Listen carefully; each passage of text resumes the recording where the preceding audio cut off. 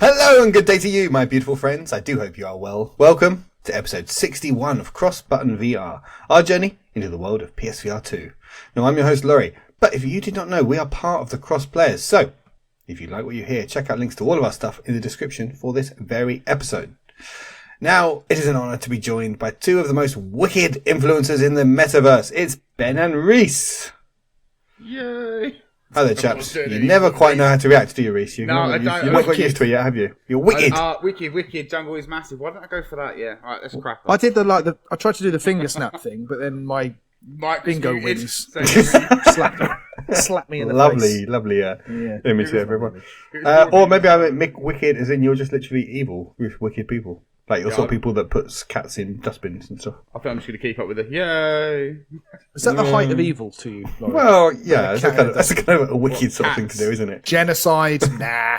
Well, I think that's a bit more than wicked, isn't it? I think that's, I mean, as a person describe that as more. Cats, there's some sort of level of evilness in that. All right, you drown puppies in bags in the river. I mean, you heard it here. Whatever. Down it. You heard it here first. Right. I said it right there, guys. Okay, someone call the police, please. Right, well, we've got a lot to get through tonight. As important as that's... Sorry, Gary. Did you just say I was muted. We've got a lot to get through I always tonight. love these intros. Lots of news, lots we've been playing, and a review of sorts for this week's big release. Well, not this big release, but Big Shots, which Reese has been playing, and you can hear all about that later on in the episode. But first, let's get into the news. And the other big release is come out this week, and we've not been playing because we've not got a code yet.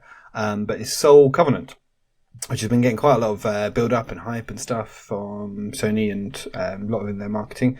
So the reviews of this have dropped and seems pretty mixed. Yeah, you say? Yeah. I'd agree, mixed. Bit wibbly. Some good, some bad. It doesn't sound like a game I want to be playing, particularly anytime soon.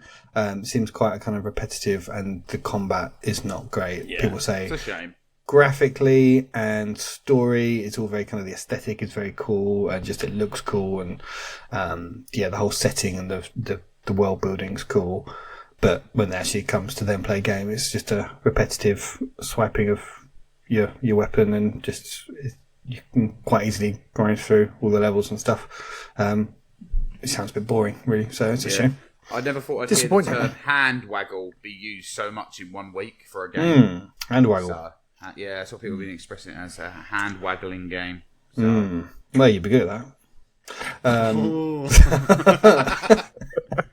Got him. So yeah, and also because it's quite. I was surprised when I was Gamertag VR. I watched his excellent review of it, and he was like saying he's about 3 hours into it and 3/4 of the way through. So it sounded like it was kind of a 4 or 5 hour game, which for I think it's £45-50, isn't it? It's a full price. £35. It's currently on 10% discount. It's usually £40 though. Okay. Discount. Yeah, it seems like quite an expensive game for. Yeah, price. It's quite a straightforward thing. So yeah, there you go. See how that one does. Disappointing name as well. Just such a generic video game name, isn't it? What would you have called it? I mean, I don't know. Slashy, that's not my job. Sword. Exactly. That's what Alex would call it, actually. Something along them lines to regular rhyme. Yeah. Hand Waggler VR. That's probably available on PC. Somewhere. Search your Steam. Yep, it's on there. It's on sale right now. Yep. Target price. Okay, well, Soul Covenant. Maybe we'll get a code and we'll give it a go, and we'll share some impressions of it. But I'm sure I'll play it at some point. But I'm sure you will. After hearing the mixed stuff, not as excited at the moment. Bit of a dud. Yeah. Okay. Well, move on. Move on to something that you have been playing, which is not a dud. It's the ever reliable Synth Riders, and it wasn't a 90s mixtape like we thought it was going to be. It was an 80s mixtape, and it is out now. And Reese, you've been playing it, Reese, haven't you? Out now on Quest, and it comes out today. The day you were hearing this podcast. Yeah, you catch it up every time, don't you? Would have worked well there, Reese, but never mind. Yeah, never mind. So, for some reason, all right, Ben, I'm sorry. One day you'll get the hang of the fact that we'll record this and then put it out a few days later. But it's been a long week. One day I'll get there. Bring back Alex. So the track listing for track listing, then we've got Take On Me by a-ha, which is obviously a classic. We Built This City, that's another banging tune by Starship. Whip It by Devo, D-E-V-O. How does that go? Don't know the track. Whip It. And that's a whip it, not like whip it like the dog, just for anyone who doesn't know the song. Studio by Phil Collins. That's another great tune. And then New Sensation by NXX. They are good tunes. Yeah, I kind of expected them to have some like original material in that sort of style, but I'm not an 80s kid, so I mean, this pack doesn't really hit me, but obviously I know the popular songs from the 80s, and I think this is probably my favourite pack for Synth Riders so far. I absolutely love it. Did you say you're an 80s kid? No, I'm not an 80s kid. Oh, okay. No, definitely not. Yeah. Not like you, Ben. No. I am. But no, I think for me, I think this pack works really well with Synth Riders because I enjoy their other songs in there from the Midnight and Le Broc, which is very 80s inspired synth wave type music. And this pack is definitely one to definitely play. It's great. Yeah, good on. And it also comes with a new 80s themed environment as well. Endless Cafe, yeah. Yeah, it's good. When you say it's 80s themed, what's it? So like neon lights, white dog poo on the ground. Don't see that anymore, do you? Yeah, amazing. It's funny how you always manage to take you somewhere like this, isn't it? Hey, I've got to contribute something to this podcast. Ben doesn't play VR, but he does notice there's no more white dog poo around. Hey, am I wrong? You are not. Yeah, I'm excited to give this a go myself. There's a bit in it, Ben, where it's like the Falklands War comes along and it's like... I did notice on one of the songs, it kind of, on one of the lyrics, it mentions, I think it's Starship, where it mentions a bridge, New York Bridge or something, and it kind of spawns up on the level. It doesn't matter if you play it on Endless Cafe or not, it kind of brings it up so it matches, the environment matches the lyrics to the song on that one, and I thought that was really cool. Wow. There you go. That's clever. Yeah, it's really well done, but literally, me and Alex were playing it, and we were singing along most of the time, so it was I bet Alex likes singing to this game. It was more like Synth Riders karaoke rather than just having this Synth Riders session, but it was a lot of fun. So I don't think I've ever played Synth Riders in multiplayer. You can do it you should do it at the same time or something. Yeah, you just both go through the song at the same time, and you kind of tackle each other to get the better score. That's pretty much it. But no, you don't see each other when you're in these songs. Who came out on top between you and Alex? It was, so Alex won the first one, then it was me for a good few of them, then he started getting back into the swing of it, I think. So it was I think I had 6 and he had 5 on the 80 stuff, and then we went on to the non-80 stuff, and then he just thrashed me. And how much is this pack? Oh. A few quid. Like I say, it's $8, but I don't know what it is in pounds. Probably. Oh, yeah. What's that? 5-6 quid. Individual songs will probably be about £1.50 each, yeah, and the actual pack itself will probably be about something like $6.99, I think. So, well, good. Glad you. In dollars. Yeah. Oh well. Yeah. Right, we've got a lot to get through, so I'm going to do some quick fire stuff now. Walkabout minigolf has had new course revealed. It's a bit like Synth Riders. Another every reliable, just more content forever. This is now Venice themed, so it seems like they're going for like around the world sort of theme with their next batch of courses. So I'm going to Venice. Went to Venice on my honeymoon. You'll be pleased to know. So I shall look forward to revisiting Venice in VR. Also, did you play minigolf on your honeymoon? I did not. No. See, I did. Oh, did you? Yeah. Really? Yeah. That's why I'm so good at Walkabout. Seems like such a strange thing to do on a honeymoon. No, it was in Florida. This is my first honeymoon. It was in Florida. You learned after that one, didn't you? Just quietly. Yes. I said maybe next time I'll not just echo golf. Yeah, exactly. Okay, that's Walkabout minigolf. Other updates that we've got coming is the Light Brigade. Ben, you would play Light Brigade in the end. Yes, it was exceptionally good. Yeah, I'm sure I haven't played it anywhere near as much as Reese, but yeah, I did see my app had updated you today. have, and I because thought, I've never played it. Oh, what? Okay. Well, there you go. Oh, Reese, this is a Reese game, if ever there was one. It's a roguelike. So this update 3.0, it's called Shadow Hunter. It brings in a new archery-focused hunter class, which sounds quite cool. Okay. It's kind of a stealth type person. You've got a bow and arrow and throwing knives, so that's pretty cool. And there's a new biome, I guess, a new world called Sunless Keep, and then there's some new different tarot cards that do some extra abilities during run, so it kind of mixes things up there. So yeah, it's and always games that like these launch games. What was the one we talked about last week?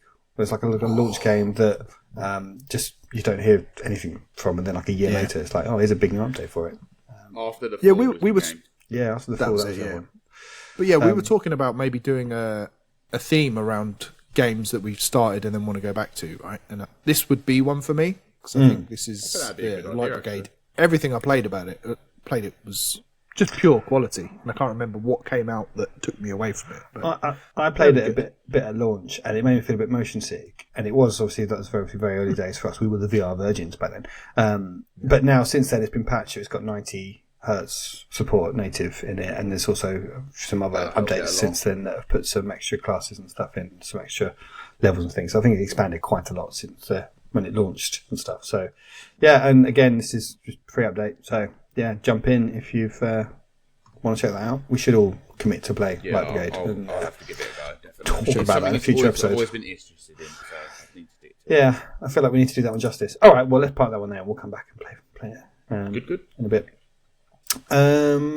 So that's it for updates to games. We've got some ports announced, the different various games coming across. First up, Doctor Who: Edge of Time. It's getting a PSVR 2 port. Don't know if there's been any date for this one. No, it's literally just it's appeared on the store, so it's on the store to wish list now. So yeah, according to Upload VR, it's a PSVR 1 port. There's no plans for any kind of enhancements or anything. So it's like, okay. Yeah, in fact, it goes so far as says there won't be any PSVR 2 specific upgrades like eye tracking or adaptive triggers. But it does support a 90 Hz refresh. So there you go. Either of you two ever watched Doctor Who in your life? I've seen one episode of the very, very old ones where I'd never ever since then, and never again. Sorry, not fans. Me neither. No, I'm not really a fan. My wife went through a phase of liking it, and so I watched a bit of it. But that was like 5-10 years ago, ages ago. Haven't seen it. Weird, isn't it? I've never met anyone who watches it, and it seems to be really popular. Yeah, Matt Smith, he was quite good. I liked some of the episodes of him. That was the last time I ever saw it with Matt Smith in it. So he's good, isn't he? He's good. He's a good one. Now he's a Targaryen. Anyway, Doctor Who port, that's going. Compound, which is another roguelike, is coming to PSVR 2. Reese, what can you tell me about Compound? It's a game that came out on Quest back in end of 2022. It looks a bit like similar to your retro style, so Doom-esque, but with a neon overlay, I'd say. I've not played it on Quest. Looks good, and I've heard good things about it, so I am interested in trying this one.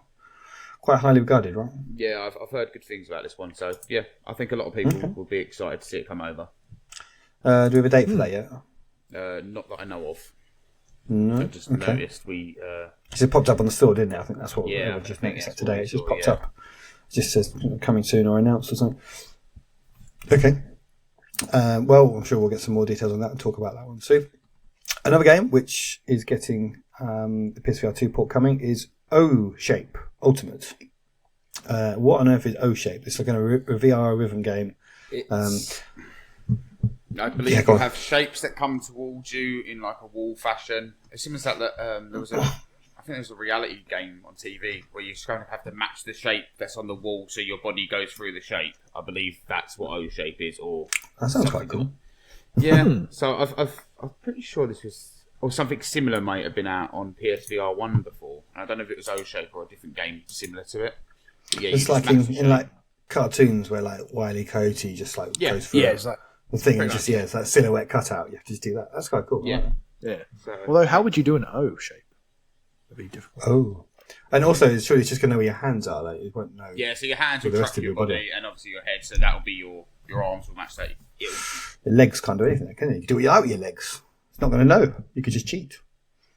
I want to search that now because now I'm curious. Yeah. Sounds different though. That's good. Yeah, and it's getting so it's got a fitness. So it was also, as well as getting the PSVR 2 port announced, it's also a new fitness-oriented album of tracks added to it as well. So I guess it's yeah, so it can be a full body cardio workout, which sounds cool. Which we always like the fitness stuff. So yeah, that's already out and Quest and other places and stuff. So coming over to PSVR2, and they're coming later this month. So that'll be an April game. Yeah, it was the one that was on PSVR1. Just checked. It was. I don't know why it's not already came to PSVR2, but no, it is. Oh, it's the same game. Yeah, so OhShape was on PSVR1, but they've since added loads of updates, which I don't know if the PSVR1 got. So. Okay. Well, I'm sure we'll play that. And there's loads of games. There's loads of games revealed this week or announced or things. So I'm sure we'll be talking about lots of these over the coming weeks. So I won't dwell too much talking about each one. We'll cover them over the coming weeks, I am sure. Another one, though, has been announced is, oh, God, try and say this, Umurangi Generation VR, which is a photography sim. But that sounds quite boring, doesn't it? But it seems quite cool. It's a very sort of manga-esque aesthetic, end of the world, post-apocalyptic thing that you're tasked to going around. So I think aliens have completely wiped out, or kaiju, I think have completely wiped out. Alien kaiju, there you go, have completely wiped out humanity, and you're there trying to take pictures of things for some reason to try and save humanity, apparently. So sounds cool.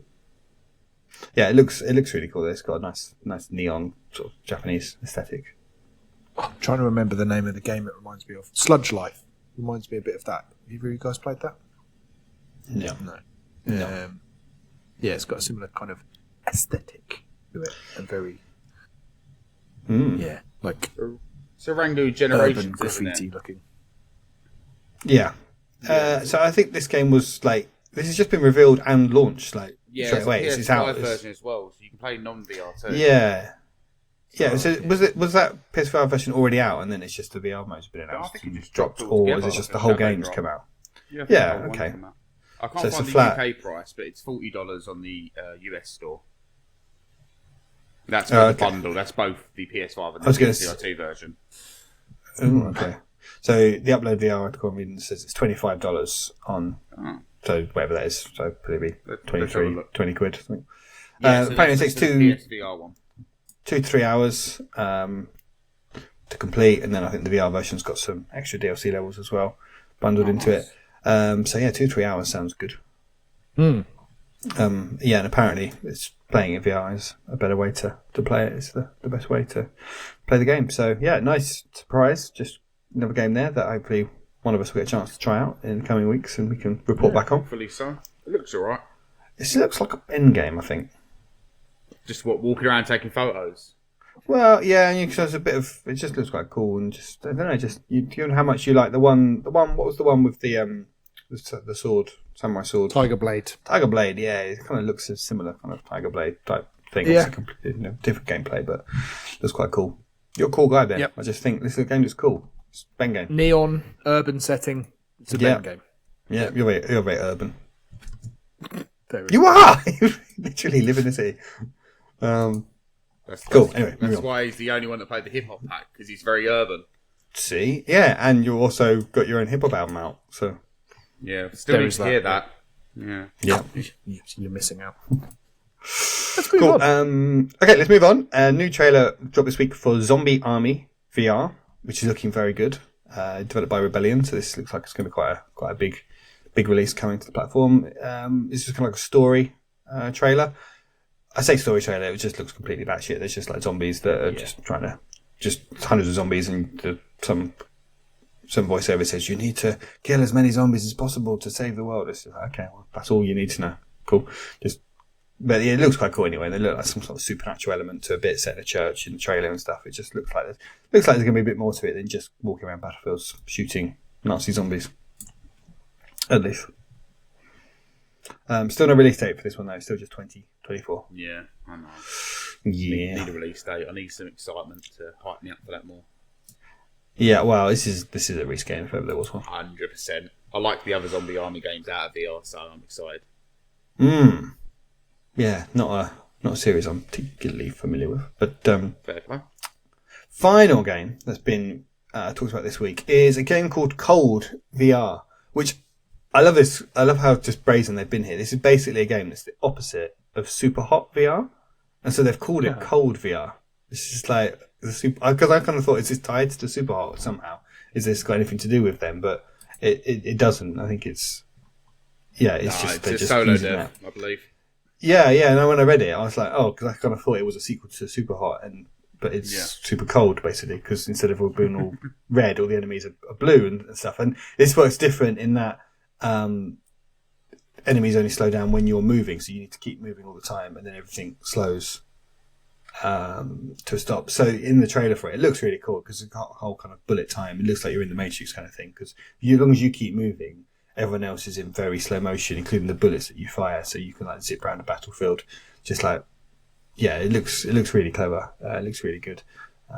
Again, you watch it looks really good. Like aesthetically, it kind of looks, it's got a bit of kind of a Synapse type look to it. And again, I think, how is this one person making this? Like, what magic is this person doing to make all of this? And like, these people are very talented. And I don't understand when you have games where hundreds and hundreds of people work on them and they don't look particularly better. It's like, what? Like, how are these people doing all this stuff that I'm sure is all really important stuff they're doing? And yet all of that work is essentially being done by one person over here who can just carry out every task. It just baffles me, and it's incredibly impressive. Anyway. I don't know if it's easier to make like a clean minimalist aesthetic look good, whereas like a big team could try and do something really super detailed and it still look a bit ropey. So maybe that's a fair assumption. I think it goes back to the same thing we said about Beat the Beats, as well, how that looks, the aesthetic of that. It's such a clean look. There's not a lot to it to make it look messy. They're not overstretching themselves. Yeah, exactly. Yeah, they're just getting the basics right. I'm interested for this one. I really enjoyed Super Hot. I played a lot of it back on the PS VR1. So, yeah. I really want that to come out to PS VR2. It's weird it hasn't, isn't it? It's a great game. It really needs to. It's still to this day, it holds up. That's the thing. Like, it's a good exercise as well. So I've played it flat and really enjoyed it, so I can imagine it's fucking amazing in VR. Yeah, it holds up, but if they did like a PSVR2 enhanced version of it with, eye tracking and all that with the DLC, it'll make it look a lot better. Really polish up the graphics and add some extra effects and stuff. It would be cool. Make it the definitive version. Yeah, I'd buy it. I think they should definitely. I think people would still pick it up because it's one of them VR games that everyone knows. It's a bit like Beat Saber in a sense now. Yeah, especially if they charge for it, because then you get loads of people double dipping on it. If they I'd buy it if it was like a proper edition with some good enhancements to it, they'd probably sell a lot of it because it's so well regarded, that game, isn't it? Anyway, but yeah, Cold VR. So this is coming to PC VR, so Steam VR this year, and then they've announced there's going to be Quest and PSVR 2 ports coming after that, and then after that they're going to put it on PC and not PC, PS5 and Xbox and everywhere else as well. So consoles and Switch as well. So. Yeah, so PC VR first. If you have PC VR, there's a demo available that you can play for free. So yeah, try that out and someone feedback to us what it is if you don't play that. But yeah, then PlayStation and Quest coming after that, and then flat screen versions everywhere. So yeah, good luck to Alfonso, who's making the game. Carlos Alfonso. So yeah, good luck. Hope it works out. So yeah, loads of new games there to talk about, revealed, and I'm sure we'll be revisiting them all over the coming weeks as we get a chance to play them. But let's talk more up to date what we have been playing this week. Ben, why don't you go first? Sure. Go on. Just a little one from me. Appropriately, I have been playing Moss Book 2. Ooh. Finally, I know it's one where we all loved Moss Book 1, and I think we all spoke about like wanting to start Book 2. And I just sat down and I thought, what do I fancy playing? And that was the first game. That was top of my list. And it's just fucking lovely just being back in that world. And going back to that point about making a world and making a game and an environment look and feel cohesive and elegant and pretty. Like, this game just nails it, where so many get it wrong. As soon as I started it, and you're just in the almost like church-like place with the book in front of you, it's just like, oh, this is what it's all about. Like, and I just caught myself watching these little candles that are in front of you, like they're just in the background, but I was just looking at them, and every now and then they're just a little whiff of smoke would just come off them, and then a few little sparks, and like you could easily not notice that at all, but I was just watching them thinking, Wow, this like the attention to detail and everything is fantastic. It's just those little subtle things that you don't need to notice, but it just tricks your brain into just making it feel like you're in a real place. It's that kind of that holodeck feel where this is not a simulation. This is I'm in a real place here, in a fairy tale world, basically. And that the only thing I noticed when I was playing it, because obviously we played the first one a good year ago, probably, wasn't it? Yeah. I can't remember if there was like voice narration on it and voice acting. There is on the first one. Yeah. Because that I was immediately like, oh, there's a woman narrating this and she's doing all the voices of all the characters and stuff as well. Because I couldn't remember Quill. Voice voice Right. Yeah, I thought that was really well done. That was part of it. It's part of the whole whimsy is that someone's reading you like a bedtime story. Yeah, and it was lovely. In every little level you go through, every section, you can hear like the pages turn. It's just all just pure class, and it was a struggle to put it down, to be honest. So I'm looking forward to getting back into it and getting it finished off, because it's bloody lovely, just so lovely. It's a great one to play seated as well, isn't it? Yes. In fact, it does come up with a pop-up to say this game should be played seated. Yeah, and I was like, I'm at home now. Yeah, because I think, if given the choice, I'll always stand to play VR games. But Moss 1, it was much more. I wanted to sit there. It was just such a cozy game. You wanted to put your feet up on curl up in the sofa. Yeah.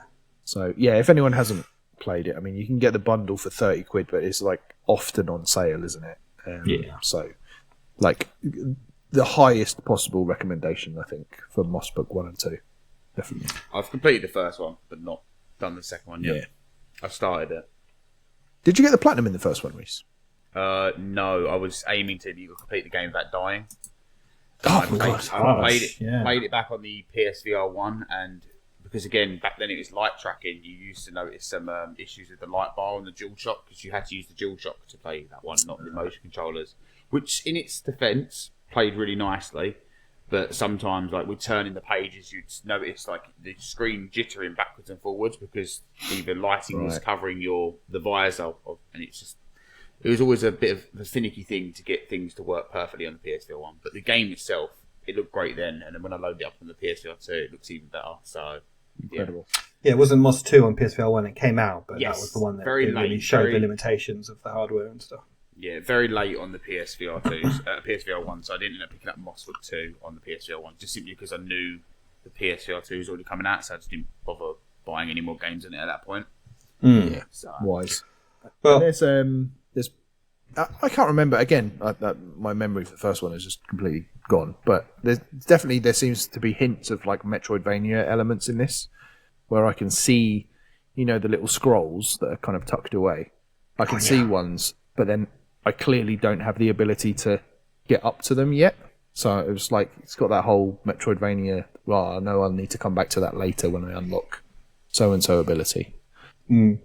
What is it about that Metroidvania mechanic? It's just like crack to gamers. It's like, you just torment us, but we love it. Yeah. Little tease. It's like, I'm going to remember that for later. And then later on, you're like, I've remembered something. Yes. Yeah. You saying it's more on Moss Book 2? Because I don't remember that being quite a heavy feature in Moss Book 1. Because I remember on the first Moss, when you kind of went through, once you went past stuff, that was it. You kind of wouldn't be able to go back.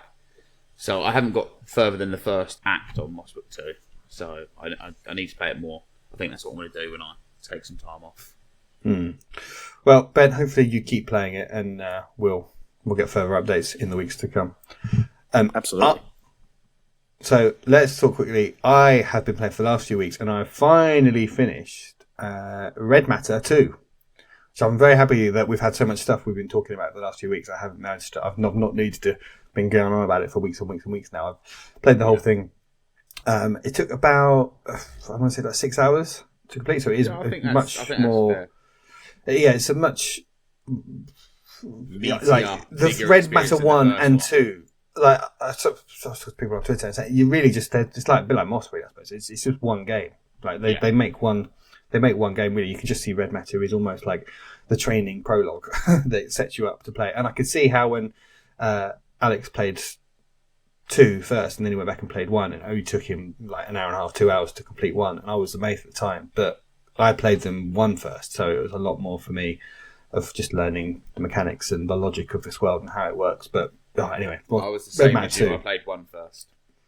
Yeah, which is kind of the order they're meant to be. But yeah, man, Red Matter 2, what a game! What a game! Like, this is up there with Horizon and Synapse. It's my favourite games. Experience right there, isn't it? So fucking good. It really, like, again, small team. The look of this game, just how impressive graphically it is. That sense of setting, that sense of place, the fact that you just really feel you are on that cosmonaut base or those cosmonaut bases. Yeah. You just really feel like you're there. They feel like such real, well-designed places that you're on this space station. There's the crew quarters, the habitat, there's the engineering bits, there's the main bridge, the communications bridge, there's the warehouse. They just feel like such like real places. You can walk around every inch of these bases. And it's so generous with letting you access every nook and cranny of the place and explore it and just really get a sense of what the place is like. And the story, the way it tells the stories is just really well done. And the environmental storytelling is fantastic. It's the Red Matter subplot, well, not subplot, but just that whole aspect of it. It just feels so disconcerting and disorientating just being in there in VR when those moments happen, and you get drawn into the kind of crazy other bits. world. Yeah, I don't want to sort of spoil it, but that is just so like it gives me like goosebumps, or it makes your sort of hair stand on edge, just because it like all the music drops out and you just feel like you've slipped. It's a bit like in Portal, where you'd slip out of you're in Portal and Portal 2 more so, you slip out of the confines of the level and you're just exploring behind the scenes where you shouldn't be. And you feel like, oh, should I be here? It kind of Wheaty takes over, yeah. But it's that same sort of thing where you feel like you've kind of broken out of the confines of the game, and this paranormal thing is sort of it is intruded into the world, and you're just there on your own as if you're the only person experiencing it, and it's just so brilliantly well done, and just so captivated by it. I loved it. I love how speechless you are at some moments to explain a story. You want to carry on, you just don't know what to keep saying, because I think I had the same feeling after I finished it. I was like, how like with you, like how has that been made by such a small team? And with you saying the interactions, level of detail, even so much like your hands and the different controls and your little controls, and just when you have to use the computers and you've got to pull the wire out and place it into the panels, things like that. I loved all of that. I thought it was so cool because it just made me have a sense of feeling of my own arms in the game, which I think a lot of VR games kind of forget, that your arms are actually there, other than just your hands to interact with stuff. They don't act as anything more than that. So I love everything is just so to interact with everything just feels natural. It just works. Like everything they've worked out, you can pick up bottles and throw them and they break, and like everything does what you do. Or even if you pick up a wine bottle, it's got liquid in it. You can slosh it about. You can smash it on stuff. I spent 10 minutes on stream just literally going like that with the bit. How have they done this so well? This looks so real. But there's buttons everywhere, and the haptics are really good as well. When you touch things, you feel it in your hand. You can feel everything. So the world this is such good grounding of like grounds your brain and makes you feel like you're in that place. And like some of the puzzles you have to solve by picking things up and looking in the reflection of it to see things and stuff. And you're just holding these things up in front of your eyes and stuff, just try and see it. And like it really does. You do forget that you're wearing the headset, the visor on, and you're looking really closely, focusing on these reflections and things that are in front of you. It's just it was pure, like, you're there, that presence in that world. I want more. Yeah, That was the ultimate feeling, just leaving out, just going, I want more of this. Whatever they've got, just give it to me. And that's, for me, as a kind of still relative newcomer to the world of VR, and the whole world of VR is relative newcomers, but I guess, but me especially, so it's like, this is like, if this has shown me this sort of stuff is possible, I want more stuff like this. Give me these tighter narrative, smaller things. It doesn't need to be like long campaigns. I don't want roguelikes. Just give me these small short stories in these really well realized, really realistic. They don't even need to be realistic. Just really grounded worlds that feel like proper places. Because it doesn't need to be realistic. Because Moss does it really well as well. Yeah, I was going to say I had a similar sensation with Moss Book 2 as well. Just thinking like, I just want them to make a Moss Book 3. Or what is this team? It's Polyarch, isn't it, who makes it? What are they doing now? Well, they're making that. Working on the multiplayer one, aren't they? So disappointing. Course, Blast Breakers. It might be cool though. I still remain fairly cool. optimistic about that. Mm. Yeah. When's that coming?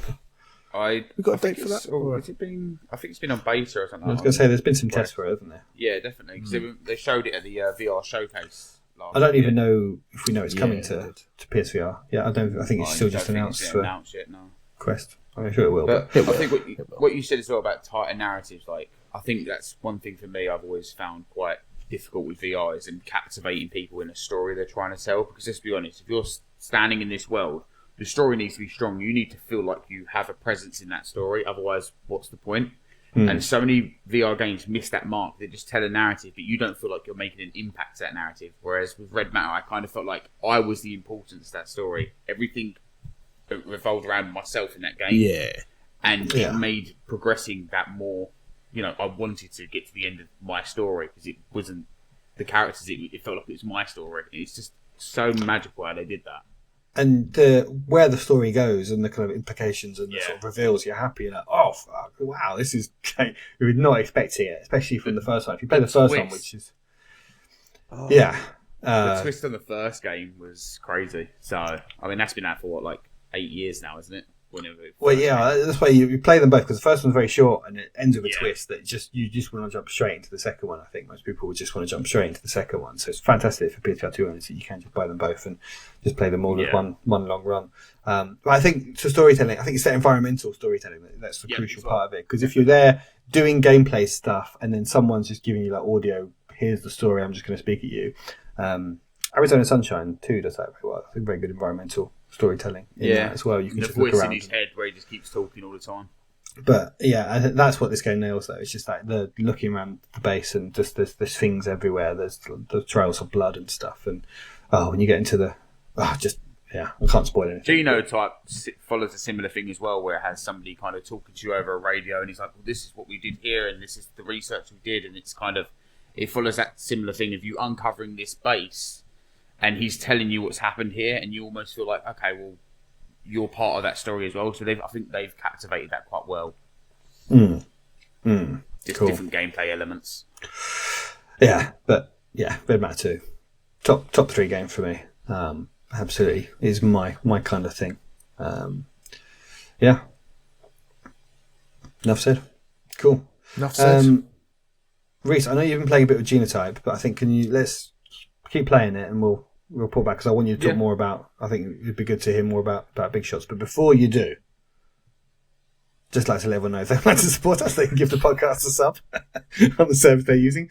On YouTube, hit like and subscribe and all that. Leave us a comment. That's always nice. Follow us on Twitter @CrossButtonVR and @TheCrossPlayers. Show the love via patreon.com/TheCrossPlayers. You can help us produce the show and join our WhatsApp group. And you can also check out VR Rock at vr-rock.com to buy prescription lenses for all of your VR headsets. And you can use the code CBVR and you get 10% off and free worldwide shipping. So anyone that is not quite happy with wearing their glasses in the headset or not wearing their glasses and not being able to see properly, get yourself some lenses and make it all much better. So Ben, not you, Ben. Reese, tell us what's going on in the world of big shots. Okay, so big shots. I'm going to start off by saying it is another roguelike. Yeah. I mean, yay! We love roguelikes. Yeah, roguelike. Yay! Yeah. So that instantly might be a turn off for a lot of people. But for myself, as long as they're done right, I don't mind them.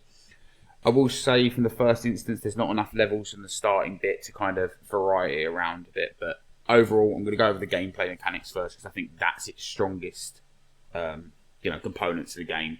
So from looking at it, you can tell it's a mech game. But ultimately, you aren't a mech. You're controlling a mech. You're a human controlling a mech. You don't play as a mech. You play in a mech.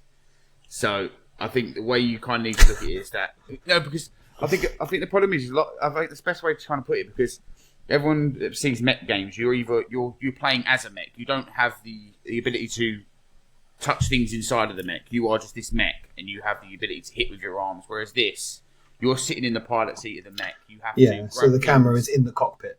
Yeah, exactly. So you're literally sitting in the cockpit. You're the pilot of the mech.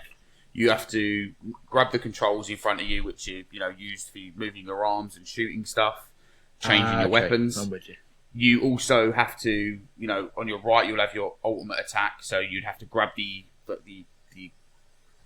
cylinder of green liquid and put it in the the chamber to actually. That sounds pretty cool. I like the sound of that. I think this is one of the things I've liked about it the most because I feel like I am this mech pilot. I'm not a mech, and that's. I know it sounds weird putting it like that, but I'm sick of with mech games where you just play as a mech. You don't control. You actually feel like you are piloting the like, mech rather than just directly controlling the mech. I'd also recommend playing the game seated, which I rarely say because obviously you're seated inside of this mech. So if you sit on a seat with your legs kind of hovering over a little bit, you can kind of use everything around you. But on your left, you'll have some sort of settings that you can adjust to turning.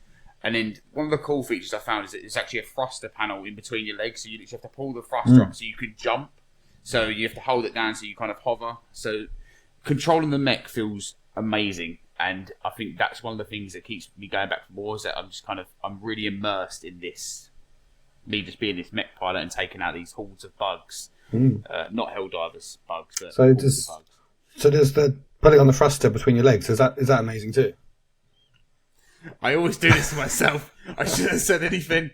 Talk us through that experience. There's more about the thruster between your legs. What I did is I dropped my controller and I played it in mixed reality. I didn't really. Okay, obviously. So yeah, it's just literally just thruster. You just pull it up, and it's it. Easy. But I mean, even the grabbing the controls in front of you, just the movement of them, it just feels so responsive to how your arms move when grabbing these controls inside of the mech. It's just. That's really cool. Does it feel like tactile, like you are actually? Yeah, it's just I feel like when I'm moving my arm, I'm seeing the mech's arm move forward, and I'm like, okay, this is cool. It's like that Hugh Jackman movie with the pilot in the boxes, and I can't remember what it's Pacific called. Rim. That's the one. You know when you're in that scene where he's kind of using the controls, and it's like when he moves his arm, the boxer's arm moves. You can say you've never seen it. Never seen it. Never seen it, but I know I've seen the trailer for it. I know what you're talking about. Yeah, it's similar to that, and it just felt. I don't know, it just felt really cool, and I haven't had a feeling like that in VR. I've played Rigs on the PS VR1, and even though you're in a mech on that, it doesn't feel like you're in a mech, it feels like you're playing as a mech. Yeah, that's what I was thinking about. When you were talking about that a minute ago, I was like, okay, he's talking about Rigs, where you are just controlling the mech. Yeah. So it reminded me of the start of The Last Worker, because that's a bit like that as well, isn't it? When you're I think it basically just gives you that mech, difference. Right? There's a little as bit far as you got, wasn't it? Yeah, I haven't played it either. Great scene. But, so... Graphics-wise, if you like Borderlands graphics, you're going to love this. It's cel-shaded. They look really good. They're very on point. Resolution's very clear. I don't know if they're using foveated rendering or anything, but it does look very, very clean. The only thing that's could use a little bit more deepness to it is the actual, aliens you're attacking. But as it's a roguelike, you're going to have a lot of upgrades. I've got past the first stage completely, finished the first boss, which I'm going to say the first boss is incredibly challenging. It is multiplayer, but I can't seem to get into a match with anyone at the moment, so I don't know if enough people have picked it up yet. So it is cross-play though, so that's good too. But yeah, so far what I'm playing, I'm really enjoying it. I'd say the only thing that's probably going to be a bit tiresome is the grind. Literally, you have to level up and also collect coins. Leveling up takes a bit of time, but collecting coins takes even longer, so then you have to pay for upgrades with the coins, and you obviously get better each time to go further in your normal roguelike kind of thing. But no, there's voice acting in it, there's a lot of good stuff to it. I think a lot of people will like it, but I also think if people are sick of roguelikes, you ain't going to go near it, are you? How long do you think does each run take? That's always a key thing for me. First level, I'm going to say each... Well, how long does it last for? Because obviously it could take hours, but how long typically does it last for? So I've survived the first wave. I think there's 4 waves up to the final boss. The first wave probably took about 15 minutes. I think completing a full wave is probably going to take you somewhere between, 40 minutes to an hour, depending on what weapons you unlock throughout because you get drop ships and you can unlock weapons through them, like a shotgun, dragon breath, and things like that. So there's all different powers. And do you get permanent upgrades that carry through? Yes, so that's how the upgrade thing. So when you go back, so after each shift, they call them shifts on this one. You go back to a desk with a computer on it, and you can see your mech in front of you, and then you go through the upgrade screens, the cosmetic screens. You can upgrade your mech as you see fit, buy all different upgrades, different weapons that you start off with, and you can basically make your mech better. I've only got 3 upgrades at the moment, which is better shield and better health, and I think the other one was better cooldown, because your weapons have cooldown effects on them. So there's a lot of things to keep on playing this game. You can't just hold your shots down and keep shooting for hours. Literally, your guns are just, go on fire. Yeah, because I don't mind roguelikes if after every run I feel like I've got something now I can spend this I on feel like this I've achieved aspect, something. and next run I'm going to get a bit further. And if you just have runs where it's just literally you just wasted an hour and you've got nothing to show for it, can't stand that. But first 3, I didn't progress. It was probably on the 4th one. That's when I got past the first boss. So I'm going to say you're going to need to put in a lot of time to get further. How long that time will last for you to keep enjoying that, doing the same thing, because like I said, the same levels just replay. So I think you will end up getting a bit bored of the scenery more than anything. Is there any kind of procedurally generated layouts of the scenery and stuff? No, it's just the same scenery for I think it's 3 levels I've noticed. But no, from what I've played, wastelandy. It's kind of a Mad Maxy type vibe, right?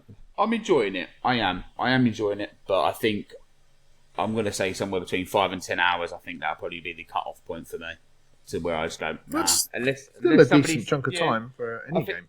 Yeah, for £20, it's definitely, I think you're going to get a big bit of game out of it, but I think you might want to go into it finding a friend to play it with. I think that's going to be your best option, just because I think it'll be a lot more fun. Yeah, you play the whole game in co-op, do you? Just as normal. Yeah, you can do, yeah. And like I said, it's on Quest and it's on Steam, you can do crossplay. You just give your friend code out. And I guess that's just 2 mechs in the environment doing their thing, so you can see your mate in their mech and stuff. So yeah, that would be a lot of fun, just in anything in VR. If you can see your friends. I'm curious if you can see the pilot inside of the mech. That's what I'm more curious about. I just want to see if I can see them moving their hands around. As opposed to anything else, because obviously, like I said, you can take your hands off. I want to see if you can see them inside of their mech. Can they wake you and stuff? Yeah, I suppose it's a pointless thing, but at the same time, I'm kind of like, I want to see that. Yeah. So no, I think they've done a good job on it. I've been interested in this game since I first saw it was announced. I saw the Gazlers people repost it at one point, and I really enjoyed Gazlers, and I kind of looked at it and thought, oh, it's the same art style. Another roguelike, but a different type. So I have always been interested in this one. As it lived up to the hype that I had for it, probably not as much as I would have liked, but at the same point, I'm not entirely disappointed with it. So I think they have done a good job.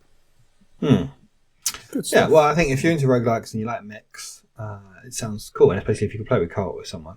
Yeah, it sounds like you have a good bit of fun with it. Sounds more fun than Soul Covenant, to be honest, which is surprising. Should have not thought. I didn't think that's how the week would pan out. And a lot cheaper as well. So yeah, like half the price. So yeah, it does all this mech talk. It does make me want Titanfall VR.